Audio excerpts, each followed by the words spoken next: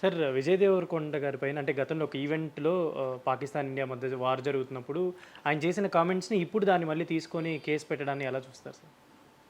ఏవండి, పాకిస్తాన్కి ఇండియాకి వార్ జరగలే. హ్మ్. ఉగ్రవాదులు నరమేధం సృష్టించి హ్మ్.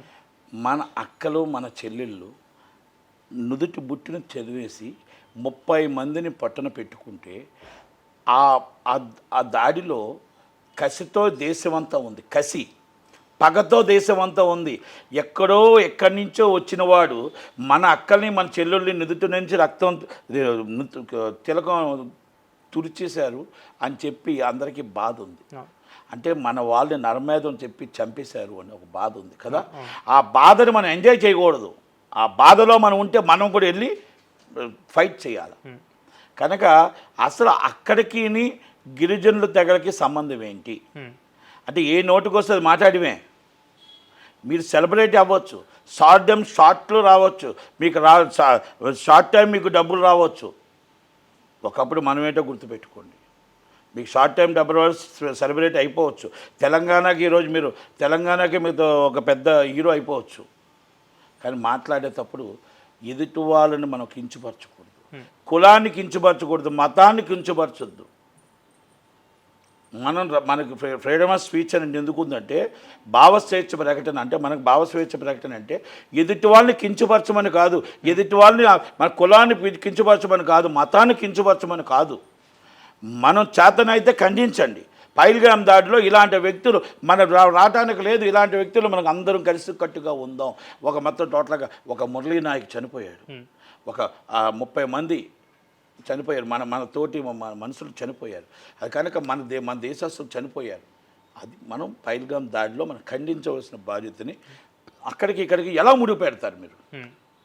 పెట్టొచ్చా అంటే మీకు స్టార్డమ్ ఉంది, మీకు అంటే ఇక్కడ సీఎం గారు నాకు తెలుసు, వాళ్ళు తెలుసు, మమ్మల్ని ఏమనరానా ఏంటి? లా అంటూ ఉంది, చట్టం అంటూ ఉంది, చట్టానికి కొన్ని పరిధులు ఉంటాయి, లా అంటూ ఉంది, అన్నీ ఉన్నాయి. కనుక లాలో చట్టంలో మన రాజ్యాంగం మనకి ఏమిచ్చిందో ఆ హక్కుల్ని మనం అదే మాట్లాడాలి తప్ప ఆ దాటి మాట్లాడకూడదు.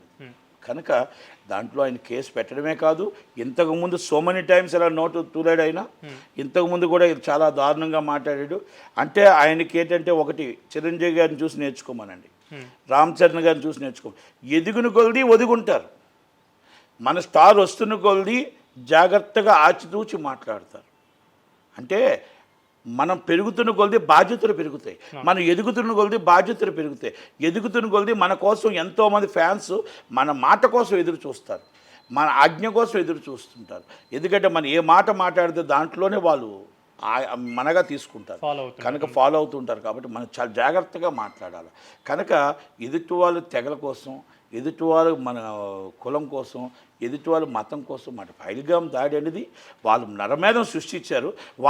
మనం నరమేధం సృష్టించిన వాళ్ళ మీద అటాక్ చేసాం. అక్కడ పాకిస్తాన్ ఇండియా వార్ కాదు, నాట్ ఓన్లీ ఇస్ వార్. మన వాళ్ళని చంపిన వాళ్ళకి మనం బుద్ధి చెప్పాము. మన దాంట్లో వచ్చి మనల్ని చంపడానికి వచ్చిన వాళ్ళకి వాళ్ళ దగ్గరికి వెళ్ళి వాళ్ళకి బుద్ధి చెప్పాము. ఏ ఉగ్రవాదులు అయితే చంపారో వాళ్ళకి బుద్ధి చెప్పాము అని ఉండాలి తప్ప మనం ఏదో వచ్చేసి ఈరోజు ఇక్కడికి అక్కడికి తేడా లేదు. అంటే మీకు ఒక మైక్ ఇచ్చారు, మీకు ఒక స్టార్ హీరో మనం ఎప్పుడు కూడా అది నిలబెట్టుకోవాలి. కనుక దయచేసి విజయ్ దేవరకొండ ఎంతకుముందు కూడా మాట్లాడారు, ఎవరైనా చట్టం తన పని తను చేసుకుపోవాలా, యాక్షన్ తీసుకుని యాక్షన్ ఆల్రెడీ కేసు రిజిస్టర్ చేశారన్నారు.